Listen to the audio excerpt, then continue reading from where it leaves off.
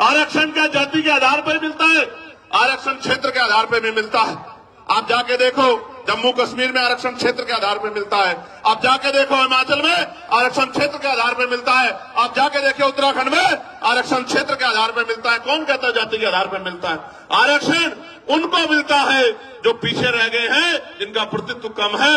और इस देश का मैं गारंटी से कहता हूं, कास्ट सेंसस करा के आप लोग डेटा उठा के लाइए, आइए डिबेट कीजिए और बताइए आपकी संख्या कम है। मैं गारंटी देता हूं, मैं चंद्रशेखर आजाद जो लोकसभा का सदस्य है और आजाद समाज पार्टी भीमान में कार्यकर्ता, में वचन दे कहता हूं, अगर किसी विभाग में आपका आरक्षण कम हुआ, चाहे वो विधानसभा हो या लोकसभा हो या कोई भी विभाग हो, अगर आपका आरक्षण, आपका प्रतिशत कम हुआ, मैं वचन देकर कहता हूं कि दलित पिछड़ों की लड़ाई को पीछे छोड़ के पहले आपकी लड़ाई लड़ने का काम करेंगे। इस बात का मैं आपको विश्वास दिलाता हूं। मैं संविधान को मानने वाला व्यक्ति हूं, न्यायप्रिय व्यक्ति हूं, इसलिए आपसे कह रहा हूं, तो मगर सच का सामना तो करना ही पड़ेगा।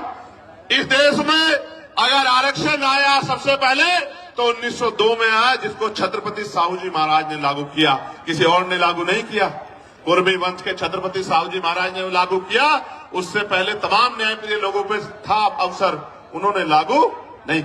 इस देश में अगर वोटिंग राइट मिला, इस देश के बहुसंख्यक लोगों को, बालिग लोगों को वयस्क मताधिकार मिला, सार्वभौमिक मताधिकार मिला, इसका श्रेय अगर किसी को जाता है तो वो बाबा साहब अम्बेडकर को जाता है। आपको इतिहास पढ़ना चाहिए। 1919 से पहले इस देश में बहुत कम % लोग वोट करते थे।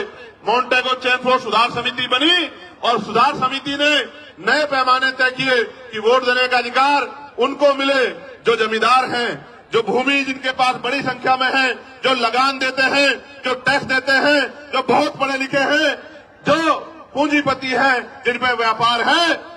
आप इतिहास उठा के देखो, जिनको ने आंख ही या जिनको अपने अधिकारों का पता ही संविधान के आने के बाद लगा है, उनकी संख्या कितनी रही होगी, आप इस बात को महसूस करके देखें। तो इसलिए मैं कह रहा हूं कि कुछ भी मांगने से नहीं मिला है। भारत